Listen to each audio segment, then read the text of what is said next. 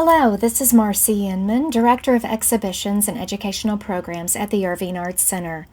This is a recording from the April 4th Lunch and Learn program with artist Mark Goad, whose work is featured in the exhibition Windows, Works by Mark Goad at the Arts Center, March 4th through July 8th, 2023. Mark is an Irving native and holds a BA in printmaking from University of Dallas, where he studied under internationally renowned printmaker Juergen Strunck. After many years of living and working in and around Austin, Mark has returned to North Texas. Finding inspiration in the landscape of Texas and other subjects, Goad creates unique works of art through a most unique process. Using liquefied pulp made with recycled cotton and other fibers that are steeped in natural dyes and water, Goad draws his images directly on the paper-making screen before transferring his work onto drying blankets where they dry and solidify into complete sheets of paper. Mark's method is unique because his application of liquefied paper pulp becomes the handmade paper and the painted image together. The fiber literally becomes the medium and the canvas. Depicting the natural beauty of his home state and occasionally the characters who comprise it, Goad is a true Texas original, conjuring scenes and a slice of life in the Lone Star State. The following recording picks up while Mark demonstrates his working method to the Lunch and Learn audience. Enjoy seeing this artist in action. About the paper drawing, you can see how I would take just a nice, like this, and whatever I was going to draw. I may have a pattern down, it may just be something in my head. But if I'm going to do something like, you're not going to be able to really see this so well, but I'm going to try to hold it up. So basically, I've kind of started making a rock formation, and then I'm putting some detail out where whatever you just get to decide what you want to do. The horizon line. I sound like that happy painting guy, but yeah, you get to be the artist. You get to decide that. So, and yesterday I made some little pieces that might help us make it look a little bit more fun. It tears. That's part of the charm of it. If you have, say, a color with the dye, or and I use a lot of different dyes. I use a lot of fabric dyes. I use a lot of, when I was in Austin, I learned about a lot of the weavers and a lot of the really intense colors that weavers use, which I didn't really ever know about. And then there's the tie-dye dyes that are incredibly bright and brilliant. And so, but you can do things where if the dye's not really set, you can get some bleeding, or you can come back with color and dye on the back, and the paper will just move it, as it absorbs it. And then there's always, you can just set something in a little flat dish of dye, and it'll just draw it up, and it'll do, all the things that you do when you accidentally spill something, and it bleeds. So anyway, so I got this guy. I'm just going to I think I want to put some of these in here, right in here. Oh, well, and this is fun too.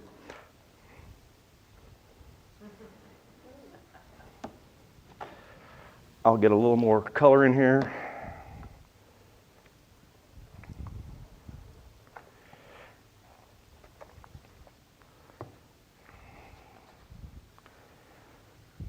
And I'll stick that in there like that.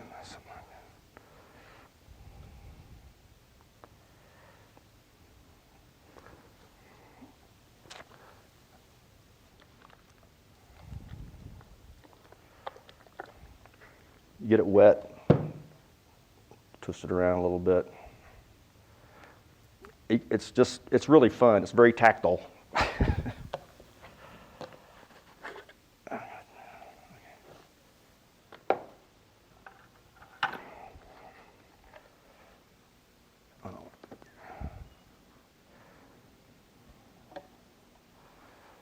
So, as I'm going through here,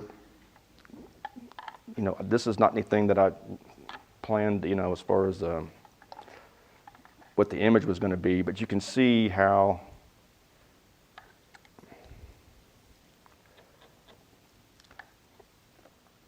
it gives you a lot of a leeway to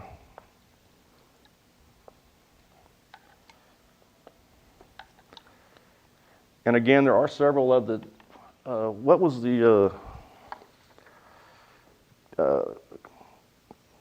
let's get along, cutting the herd, or the 9-point mesa, maybe one of those two.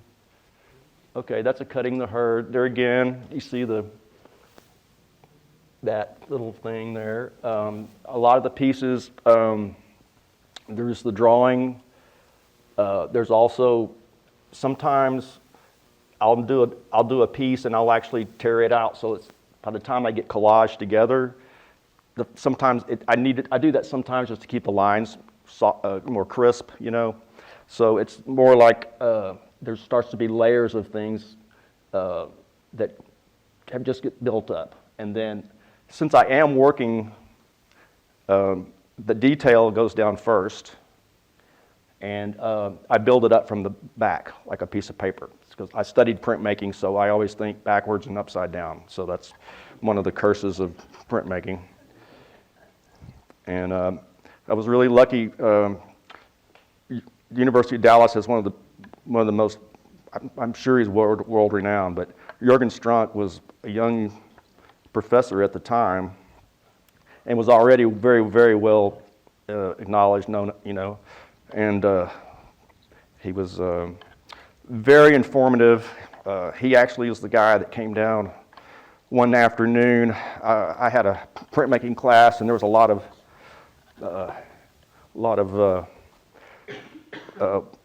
women that would come, in their afternoons, and they would study printmaking, and the students as well. But there were people that were a lot more interesting than some of the students. I'll just put it that way. But we had heavy metal inks, we had, cobalts and cadmiums and this thinners, naphthas, and people would have this because we'd be rubbing plates and printing, and it would be all over everybody, and then they'd go and, try to get the ink off with the naphtha, and then they wouldn't remember which was the right solvent, and, I'd see people cleaning off their hands with, acetone and stuff, which is really dangerous. But Juergen plopped down this book in front of us because he had been seeing that going on too. And it's about this thick, from EPA and the FDA and, everything in the world that would give you cancer, which scared me to a degree because, that was what I was using, And so that was when I started thinking, well, I'm not so keen on the heavy metal inks and stuff. That was when I had a really nice chance to reconsider if I wanted to be around that kind of those materials and all. And so the paper, these are just really simple dyes. I have books and things of Native American materials that they use, plants, and most of my pieces end up having dirt from wherever I am. If I'm in a desert, there'll always be some kind of muddy color or something that I'll need, and I'll put that in. I made this color yesterday. I just poured the rest of my coffee in some white for today. So teas work, there's berries, there's all kinds of stuff. So anyway, non-toxic. I don't think you'd want to eat it, but so that was very eye-opening. And I'm guessing that, when I got out of school, that was just the thing that stayed with me. I didn't really have access to a printing press. I printed for other artists that were doing intaglio printing or engraving printing. So I would actually, they might have had a press, or they'd rent press time in a studio, which you could do back then. And I would print for them, and they would pay me, and then they would sell them. And but that was one of the ways that I made money. But I was really getting away from all that when, as the images started becoming stronger that I was making, I was a lot more pleased with the idea of how it was coming around. Recycled, everything, the paper is recycled. You could do this with newspaper. You could do this with plant material. You could do it with anything. When paper started in China, I think they used silk and, it wasn't cotton. And it wasn't until the Egyptians, got a hold of I guess it was the Silk Road, and paper came to them. And, they started using the papyrus. And then the Nile Valley had some of the best cotton in the world at the time, and probably still might. So that was their contribution. And again, even like I was talking about that, which one? Let's see. That assemblage, Terlingua Creek assemblage. That may be, you have that one?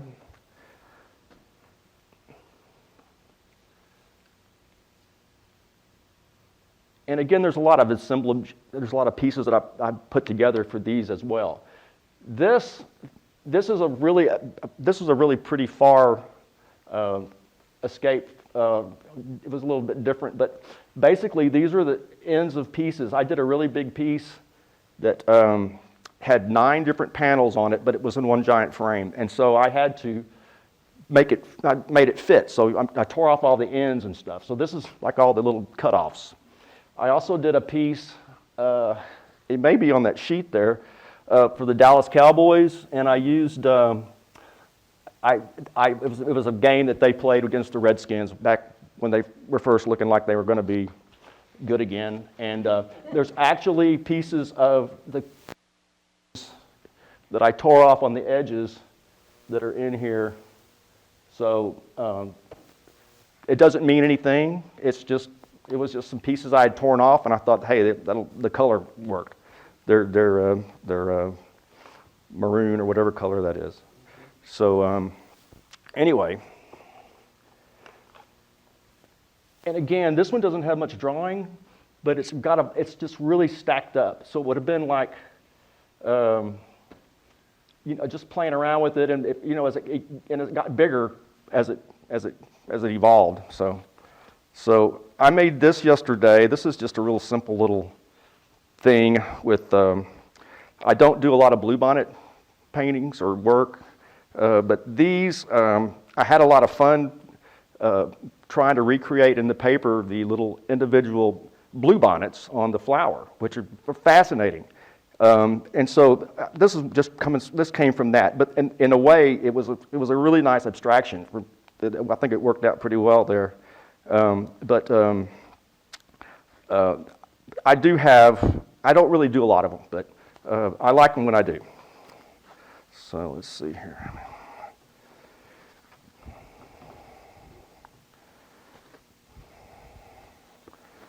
I have a quick question. Sure. So the paint that you pour on there, is that a pulp paper? This is all paper pulp, and I'll Sure. I was just curious what was in that mixture that you pour onto your It's this cotton rag that I pulped, and then this is just dyed. It could be a fabric dye, it could be like a RIT, it could be a Putnam, it could be.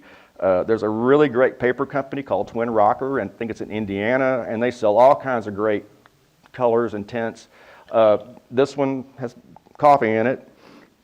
So it's one of those things where if it makes color, and I'm always experimenting with things. I did some really fun paper that had cattail in it, and it's this great little pattern that, when the cattails come apart, they're just little seeds, right? Very, very beautiful, it's very elegant looking. So, you just never know. Anyway, I just wanted to show you that because that was just sort of that's about as abstract as I usually get. But do you have a picnic?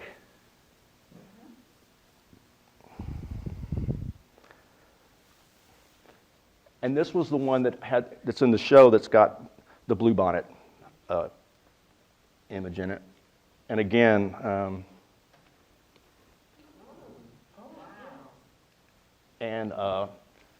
it's actually, this was a place that we used to fish. My dad loved it a lot, but we would all go. And this time of year, it's this time of year when the wildflowers come out. I mean, it always seems so interesting and exciting that they're back, and they didn't get mowed. But this was in the wild. But again, it's not really about the bluebonnets so much, where a lot of the time you do see just a mass of blue with little orange dots in between that show the Indian paintbrush and stuff. But again, you can just see the little assemblage pieces there. I might have made some strips just to, and put them down first, and then come back with the greens. When I draw those kinds of things in the background, are just pretty much just drawn and scribbled like I was showing you here. And then I'd come back with the white there. So there's another one, Namakwa, which is, I do like to do the water. So I think I'm going to put a little water in here.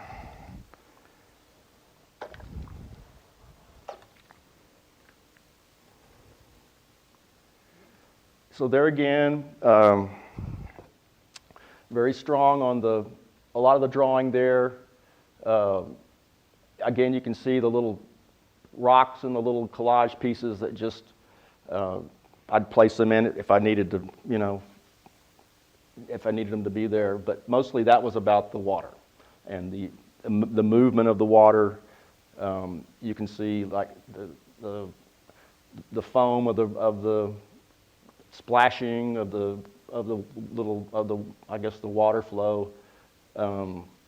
So again, that's one of the fun ones that where the paper does all the work basically. You just have to put it in the right spot. So okay, I've got this. What does Namakwa mean? I think I made it up. Oh, you did. Well, water, and I do that a lot. No, that's a good question. I don't. It may mean something. I don't think it does. It may be some kind of a estuary, something like that. I can't remember how. I heard something on TV or something maybe. So now I've got some white. That's what I need here again. Okay, so now I'm going to do some fluffy clouds.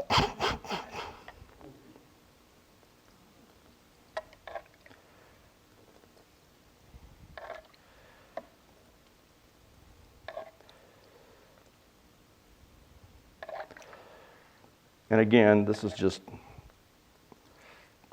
a little fun little trick, sort of. I need some of this.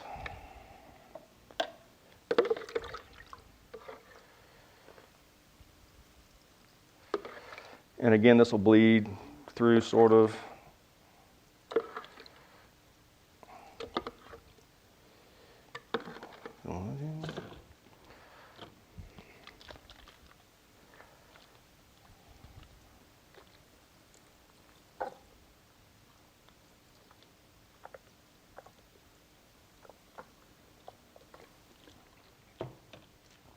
So now I'm just going to fill this in massively back here.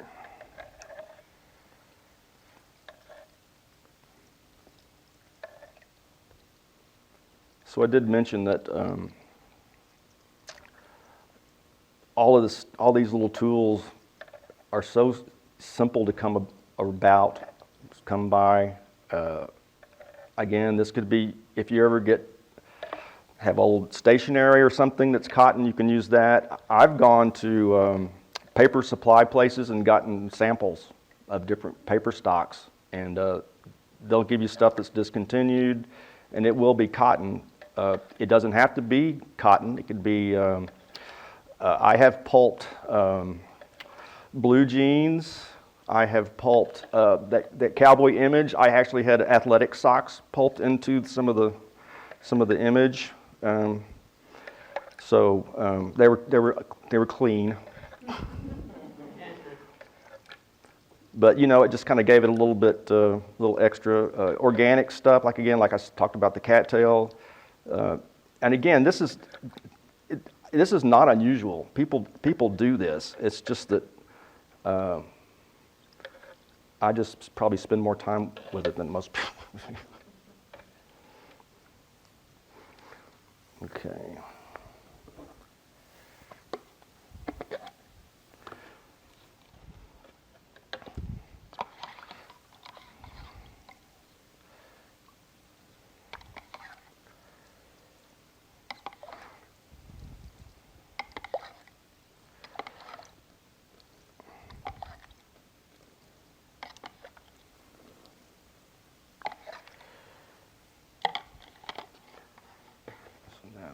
Up this.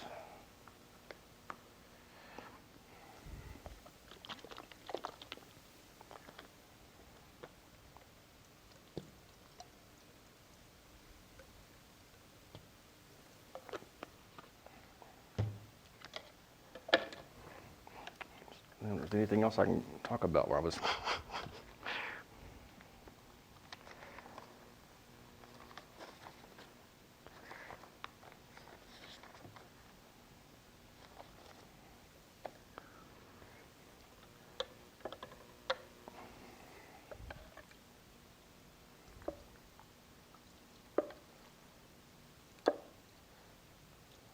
If you have any young kids, this is a great it's just a very simple thing. It doesn't even, it's really not that messy. If the dye is set, it'll wash out of your, it won't stain your clothes, and it will just roll up if it gets on the carpet or something, or you probably wouldn't want to do it on the carpet. I usually work outside.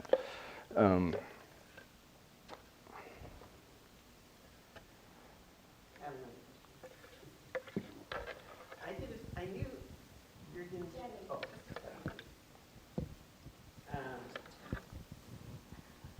okay, thanks. Sorry, I knew the name Juergen Strunck sounded familiar, and I did a story on him. And also, here's one on the exhibit you had here in 2012.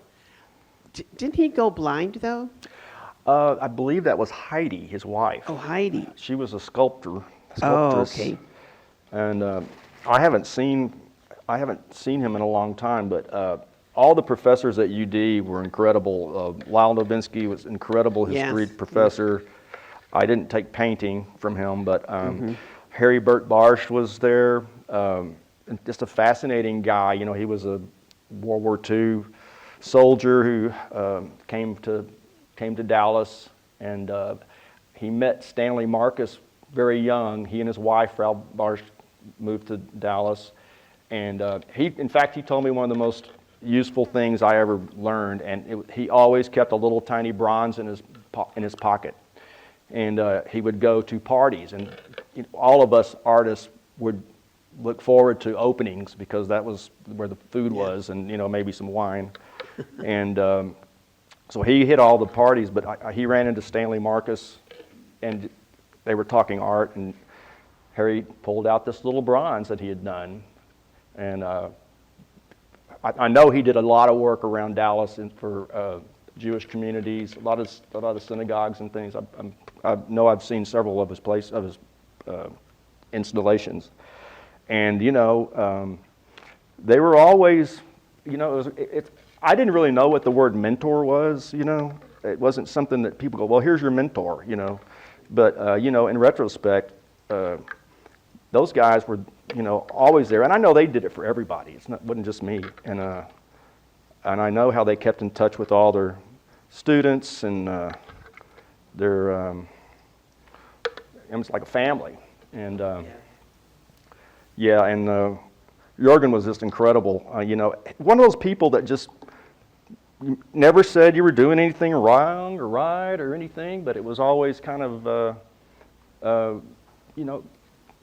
good. Keep doing it. Don't stop. Lyle Levinsky was the same way. Just very, very, very wonderful place to learn. There's plenty of other professors too that were just outstanding. Especially, Sister Chloe was incredible. I remember their art department really had a good reputation from early on, thanks to them, those great professors. Yes, easily. Yes, they did things the right way. I can remember they had the was it Shogun? They had the Japanese sword makers there. That was in the 80s, I think. And they came over from Japan and they spent 2 weeks there. They lived on campus, and some of the students were involved in doing the different aspects of the sword making. A lot of it was, cleaning up stuff, but the handles were wood. They had some of the sculpture students were working on those things. And then they do these incredible plunges where the steel has been, layered and layered and hardened, and then they would do these plunges at night. And it was just like a big festival, and I was going to school. I was trying to get my finals done, so I was walking by this stuff all the time, and I took it for granted. I thought, well, this was a really nice thing, but I didn't really realize the magnificence of it until later. But they did stuff like that, and you could just be walking around and stumble onto something. I mean, Dr. Olenek, and he set up a telescope, one afternoon, and invite people to come back by later that night, and it was just so involved, hands-on with the students and all. Okay. You made a good choice to transfer.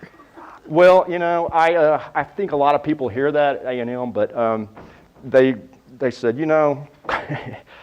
if you're I wanted to be an architect of some sort, and they said, well, you're going to be working for somebody for 20, 25 years before you ever get to do anything you want. And they said, you don't like it. So they got, they made room for another smart cadet.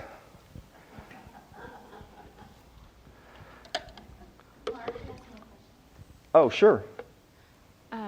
How long do you think your process takes for the bigger pieces that you have?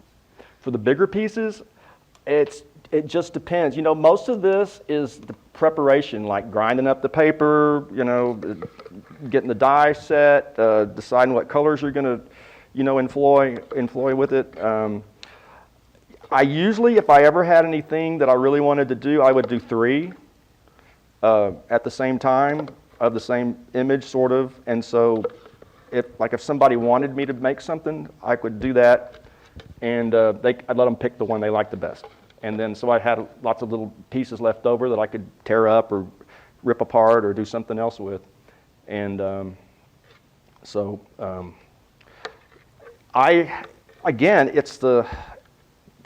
they go pretty fast. I used to have some really big screens. I don't do that anymore because it's just really heavy. But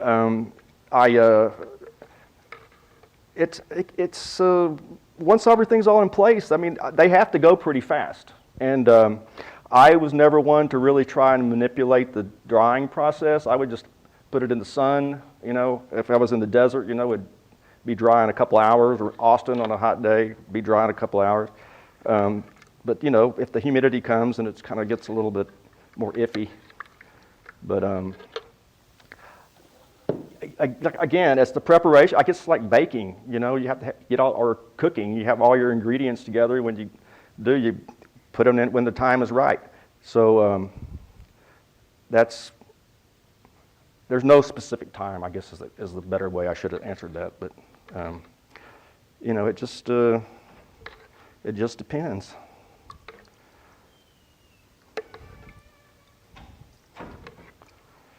And some of these, like this one, I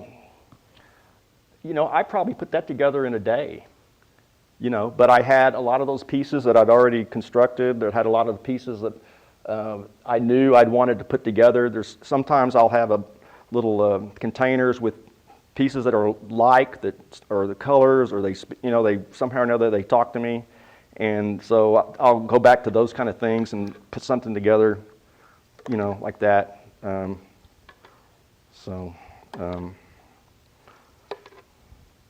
I've done images of people's bird dogs. I've done images of people's hole-in-one on a golf course because they didn't have a camera, and they take a picture of where it was, and I'd dress them up in their little whatever outfit they had on that day, and they'd hang it on their wall. It was their hole-in-one. I've done people's horses. I've done pets, images of pets. And one thing about paper, and I don't know if this is too creepy or anything, but you can actually clean out the brush of your puppy or kitty cat that has left the plane, and you can put that in the paper. So it's and I've done that. I mean, what do you think about it? You can put anything in here. So, okay. So I guess I'm going to kind of just use up some of this that I've got here.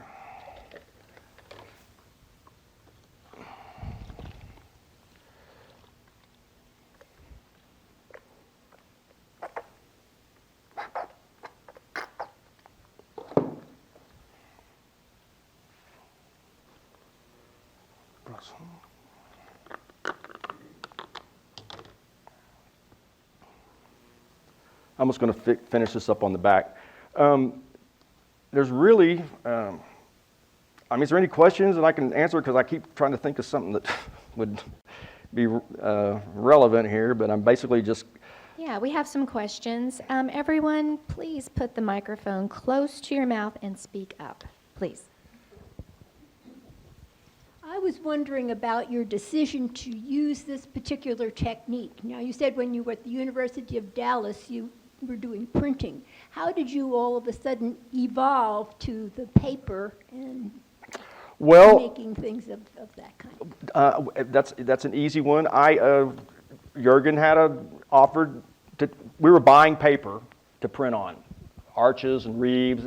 At the time, it was a couple of bucks for a sheet, for a good sheet. It was maybe a little more, and we had an opportunity to learn how to make paper, and so basically, we just learned the basic paper making. Then it was trying to make a really nice, perfect sheet of paper that you realize that $2.50, that $3, whatever, was a bargain, because it was hard to do. And so again, every time you make a piece of paper, there's always something that can go wrong. I mean, your thumb could get in it at maybe, or something falls in it, or it could anything. Just trying to couch it on the blanket, it could not behave correctly and get a little wrinkle in it or something. So I started employing those accidents into the imagery, and it was even just a piece of white paper that I was printing on. I could do a little, play with it in some areas, get some texture in it, and print on it, and then it would behave a little bit differently, take the ink a little bit differently. But then I started getting away from the ink because mostly of the heavy metals and the solvents and all those things. I was doing lithography, and back then you hear commercials all the time about talcum powder, but it was in that book that Juergen put in front of me, 40 years ago. And so I didn't ever use talcum powder, but we used it to dust our stones with, in between printing. So, it's just stuff like that. And again, I didn't have a press. So I needed to come up with a way to make the image without having the press to transfer the image with.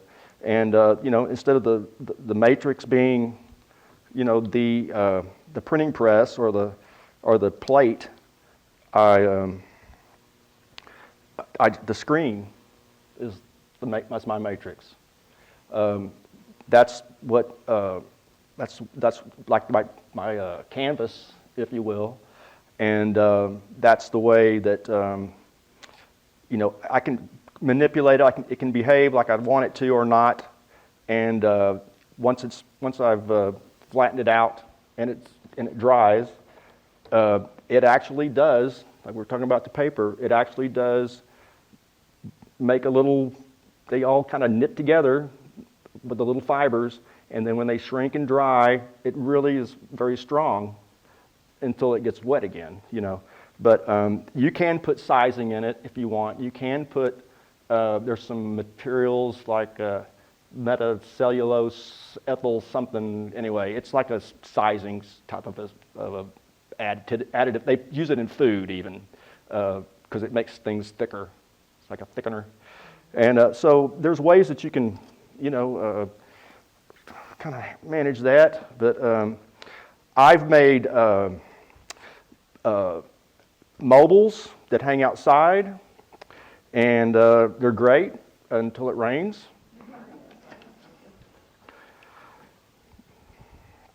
Okay. I'm just going to go ahead and use this up.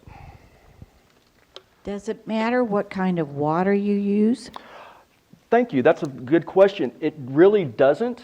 But when I say like this piece, I think I was maybe, I'd been to the Guadalupe River, Guadalupe, or one of those floating rivers, and I use water from the creek.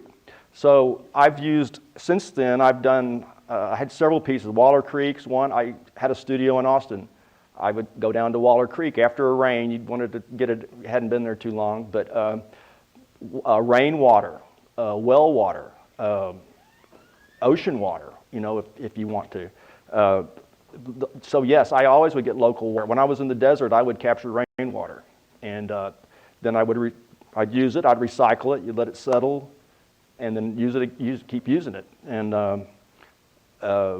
so yeah, the water, it makes a difference, but it's really more of an aesthetic difference than, tap water is fine. And that's what this is today. I didn't have any special resource, but yeah, that's part of it. And again, when I talked about coloring, tinting the paper with dirt and rocks and, different minerals that you'll see out in wherever you might happen to be, it's always a different color of dirt or a different layer of dirt or whatever, sand. All those things I started using from indicative of where I was doing the pieces. So when I was in Austin, I was using Colorado River water or Waller Creek, or when I've done a lot of places where I've fished, so I'd get water from like that one that was the picnic with the bluebonnet. That was a place that we used to go in Stephenville. So yeah, so that's just a fun thing, Again, I can't really think of. Yeah, that was just an easy way to get the water mostly. It wasn't like that I was really thinking about it so much, but when it's all done, you go, wow, that was very specific to that location. And again, there's pollen in there. There's dust and who knows what kind of stuff in the air. And I have actually, and I know people actually sell these, but paper with seeds in them, like wildflower seeds and things. You have to time it really well because they will sprout if they stay too damp. But it's great because you get somebody the card and then you've got the little seeds in there, and they can plant them, and so it all gets to be, reused and something like that. But okay.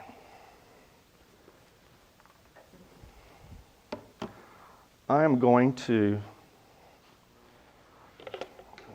move this over here. This was something I did last night that I thought I might use in this, but I decided not to today. But I thought I'd show you after I cooch this out. I'll take this off, and then I'll show you just a couple other things that are just fun to play with. Again, it's great for kids. I worked with a woman in Austin. She had a horse ranch with kind of salvaged horses, if you will. They were, they were older and maybe, injured, but she worked with autistic children. And they were incredible with horses. They would do the grooming, they would brush them, they would pet them. Down syndrome kids, very similar, very loving, very considerate, very soft and easy and, careful around them. And we did some paper with the kids, and they love it because it's in it, and they're feeling it, and they don't have to know what they're doing. They'll just make a mud pie, which is fine. So let me see here. I'm going to do that. How am I going to do this? Okay. Yeah, so there again, it's got a lot more to it than just the communication aspect of paper has always intrigued me anyway. I've always collected ephemeral stuff, paper and those kind of things, and it always made sense to me. The computer doesn't, as Marcy can tell you. Okay, now I used to have a rolling pin, which I couldn't find, but it's just a kitchen rolling pin with my grandmother's blender, and but I'm doing this a little bit different today, but it's okay.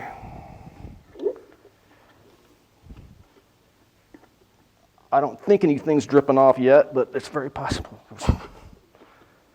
I guess when you walked in, you thought there was going to be quite more of a water show going on over here.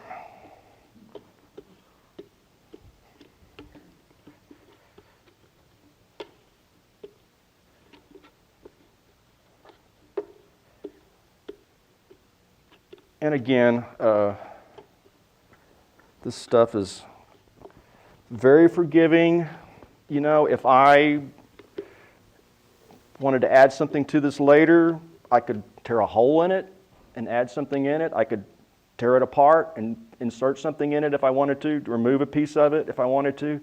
Once it's dry, you can turn it the right way, and on the face of it, you can come back with more color and accent, splash, throw some stuff. There was one, you don't have to show it, but there was one with a bull rider, and you can see the mud and stuff all going, and that was just like having fun, just. Is that Dakota Dodge? Yes, yeah. Thank you. Yes, Dodge Dakota was a very, very difficult bull to ride that the Mesquite Rodeo used to run out there back in the 90s, and sponsored by the Dodge pickup. So.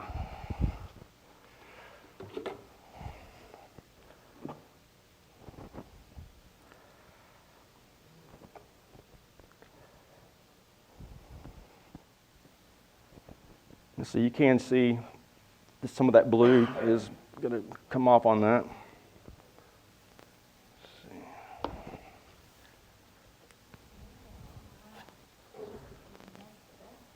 That's the back. Wow.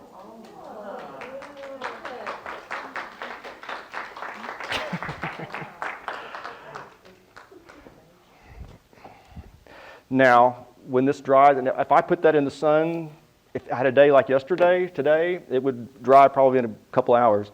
I did this one yesterday, and I had to put a fan on it last night, but this is just, when it comes off the screen, basically that's the back.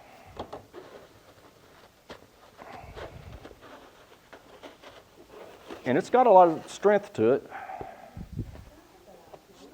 So that's just a piece that I maybe would take apart, maybe add some stuff on top like I was talking about.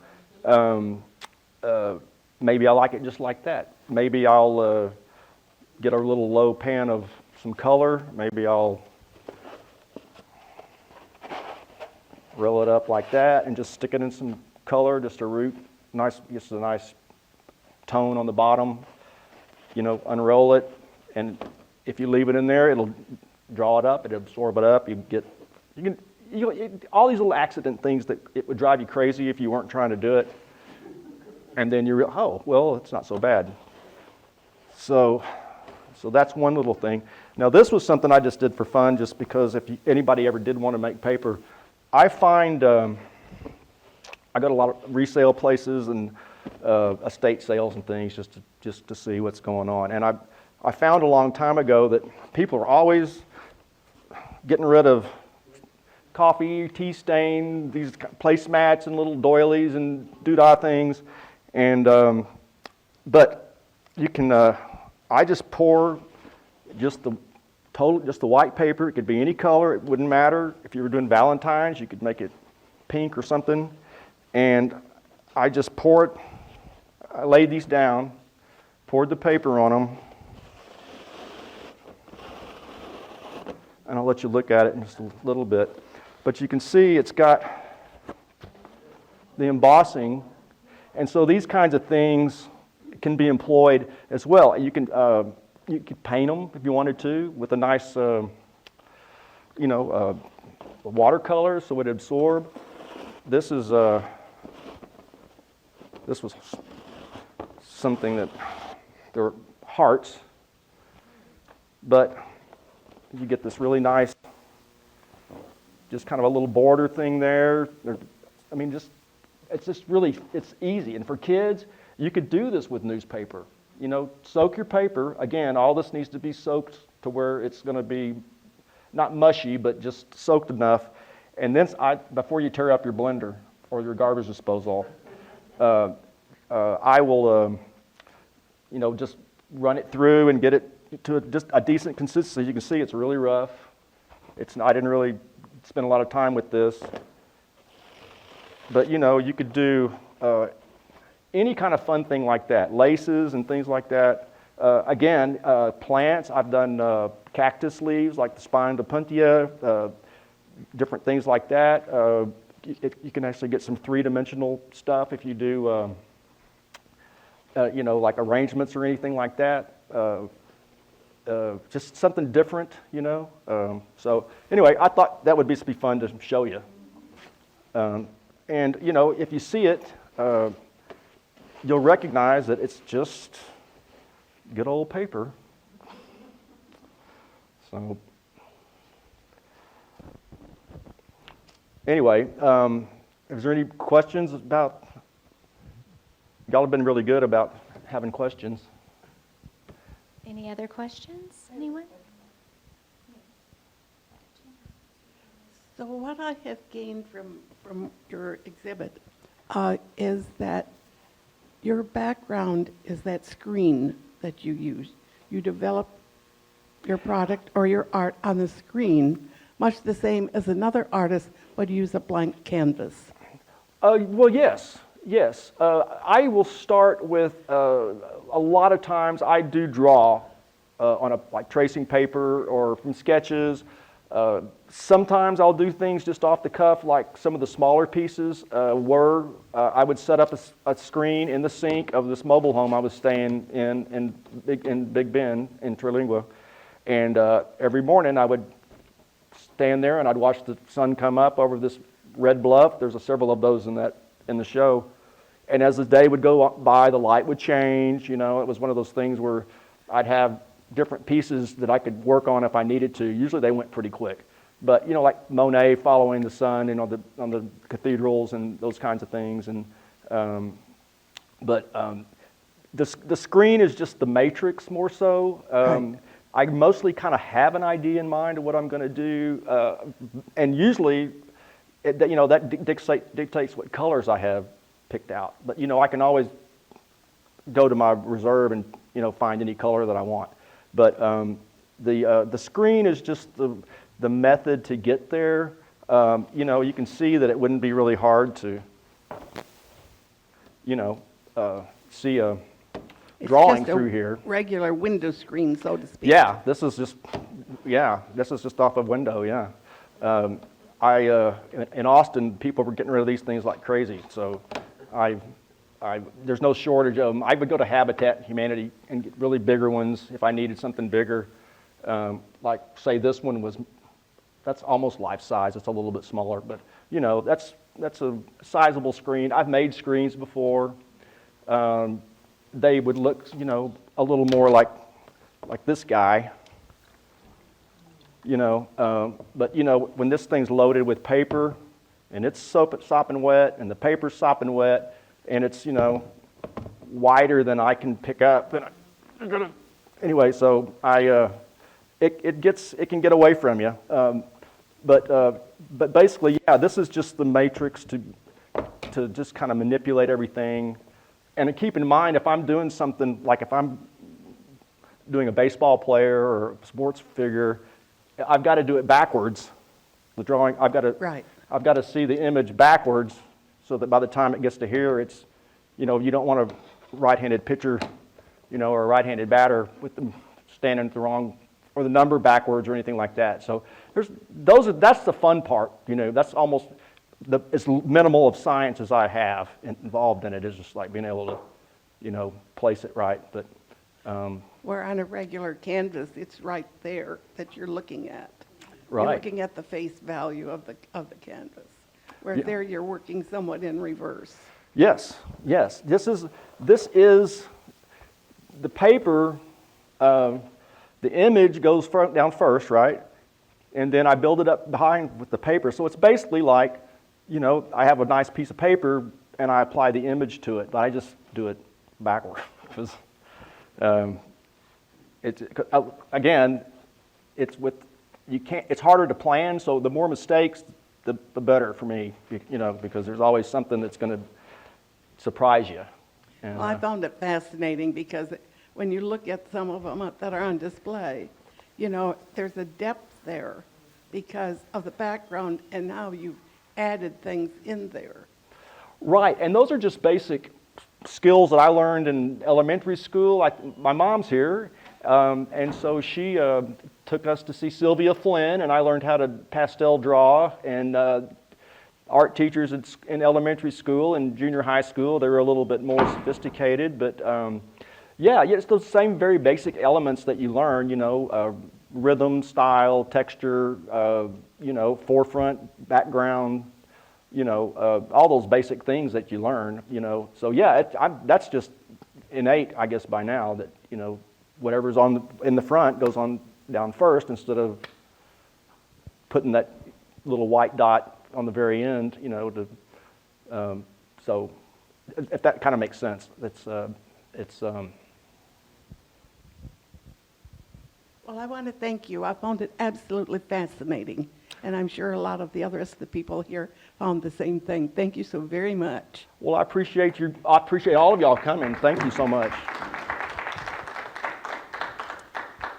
Thank you, Mark. That was great. And thank you, everyone, for your wonderful comments and questions. The exhibit is up right now in the Dupree Lobby Gallery. It's up through July 8th. And the work is really stunning. Many of them are quite large scale. And we have some wonderful photographs, but experiencing them in person is really important to really get their complexity and intensity and texture and all that.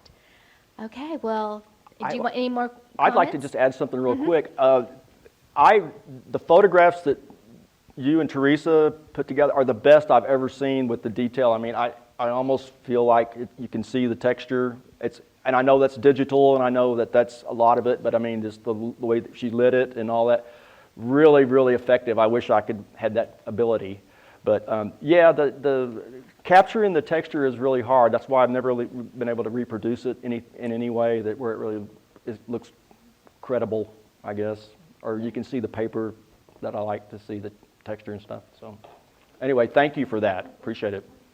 You're welcome. Did you want to go through any of the other images really quickly and point out Sure. anything? Or, Yeah. I mean, we can do that if...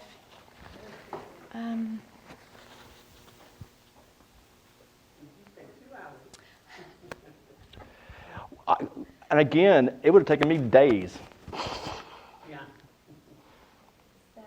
I'm going to go ahead and just start from the beginning.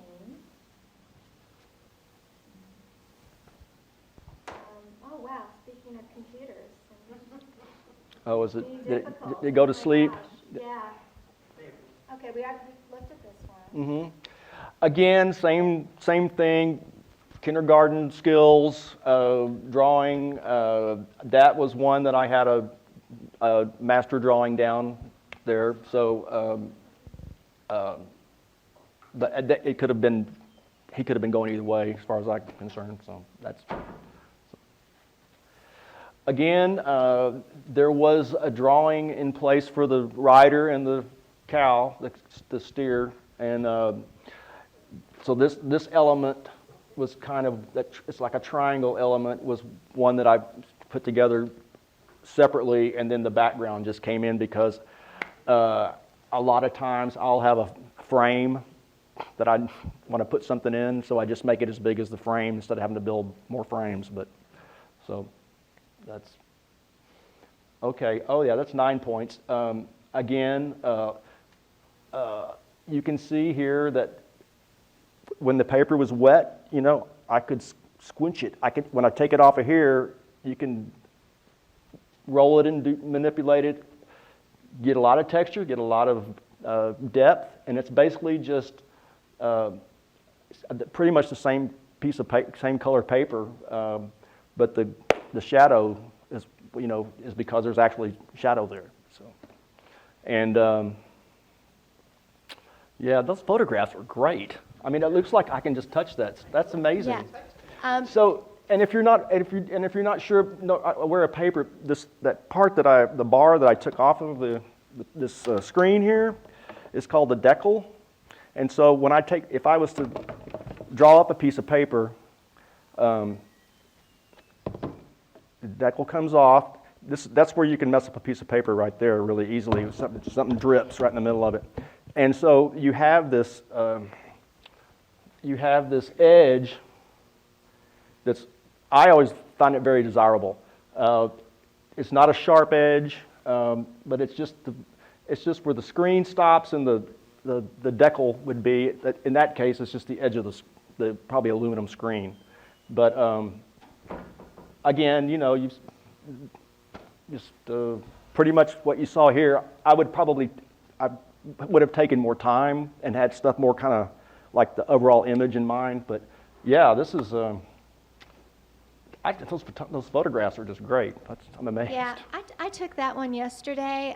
The reason it's cropped, that's just a detail. It's not the full image. The reason it's a detail is because the reflection of the light off the acrylic or the glass. Yeah. But yeah, I do think that communicates the kind of richness of the surface and the texture. Yeah, and if you looked at it, it's not quite that severe, but I mean, it's great. It looks really good. Who knew? This one we saw, again, if you looked at some of these little, probably in the piece in the front, you can see the little individual little bluebell flowers. It was always fun to just take my little jar and then just draw the little flowers and just keep drawing. Anyway, that was, but I hadn't really looked at it to see. I mean, obviously they look like little blue bonnets, but you know, I tried to spend the time to really kind of get that part down, organic. You know, it's got that organic kind of influence there. And then I don't know if you can see a little people back here that was in and amongst the trees, and so. Yeah, I like the shape of the paper as well. It's nice, kind of organic, and you know, it just sort of reflects sort of the organic subject matter as well as the kind of element of chance and motion in making the object itself.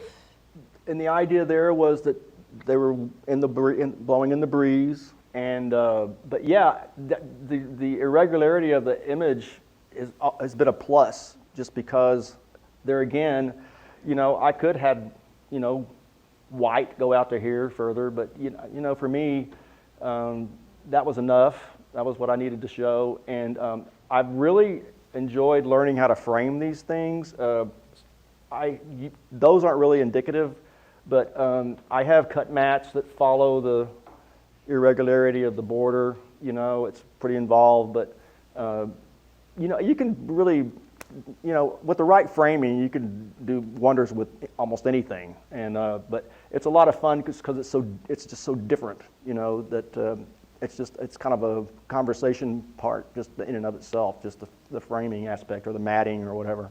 So. Okay, Namakwa, there again,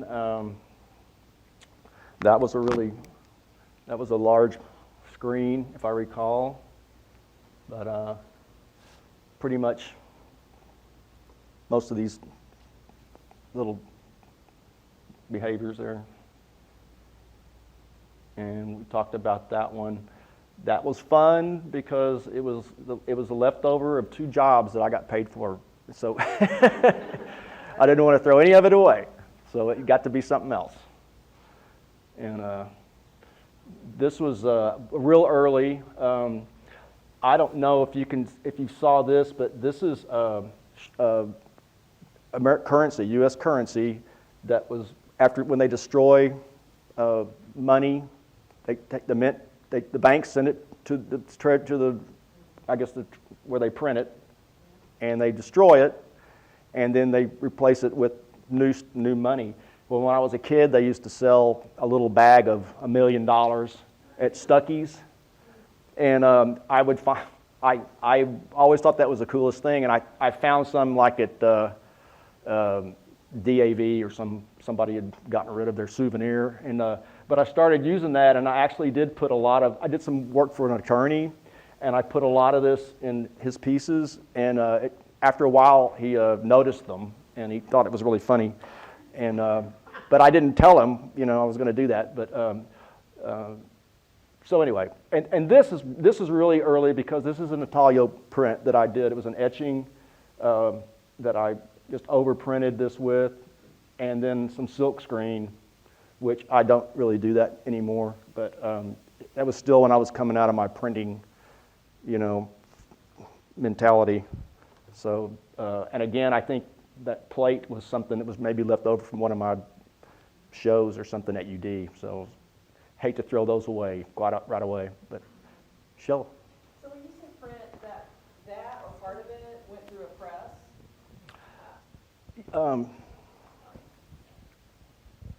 When you say this was a print or part of it was a print, you mean it went through a press? Yes, that would have been an intaglio press, 2 rollers, a bed that goes through the middle, the piece on the bottom, the plate in there with blankets to really push the paper. The plate's on the bottom, the blanket pushes the paper into the press. So yeah, that was something when I finally had access to a press later, but I kind of quit doing all that. Yeah. So, but yeah, that's a long one. It's nice to see an example of it with the press. Yeah, I hadn't seen that in a long time. A lot of these are things that I'd given to people. A lot of them like wedding presents and housewarming presents, and then they would pay me to frame them maybe. So it was like paying my rent with that, but it's kind of a dirty trick, really, when you think about it. But you know, some of these I hadn't seen in 30 years, so they've come back. It's like my little orphan kids have, you know, come back to visit, and I'll send them back though. This is a really small one. Remember when I was talking about sitting over the sink in my mobile home in the middle of the desert? That was Red Bluff across the way. After some rain, when everything that had been just laying dormant would pop out overnight, it was incredible. A lot of color. As the day would go on, the color would change. These were yuccas that would spill down the hill, and in fact, there's that one little piece that I think it may be at the end of that little assemblage with the skull head. I had started noticing that the light was changing, and these yuccas, when they were flowered, they had these big giant white flowers, and they looked like skulls in the distance. And then as the light changed, they would go into shadow, and it looked like they're coming closer. Anyway, it was just interesting. Believe me, I wasn't doing anything except just looking out there. But the light was pretty incredible, and that one just happened to look like, it just looked like marching, the yuccas marching down the hill as they came in, went in and out of light. So, yeah, that was where that came from. I didn't really. When I got to Austin, skulls were very popular, and so I did a lot of skull things, really just for fun, and I could sell them at those little neighborhood art sales and things, and but I did a lot of road trips with those, which is a whole other thing. I don't know, Mark, you probably haven't even seen them, but with a car like a pink Cadillac with fins, or a convertible, with a bunch of skulls in them, and then just all kinds of crazy stuff that would be, on their road trip. It'd be fireworks or just all kinds of stuff they can employ. But and again, the frames. When I did some shows down there, kind of around this, and I had a lot of fun just embellishing the frames. It's really not just what it looks like. It's not really that symbolic as far as like death or anything, but it's just anyway. It's kind of fit together, and at the time in Austin, it was people really liked to see that, and so I was enjoying that, but anyway. Okay, well, we've hit the 1:30 mark, so we're going to wrap it up as far as the live stream. So again, thank you, Mark. Thank you. Thank And- you all. Okay, join us again next month. Thank you.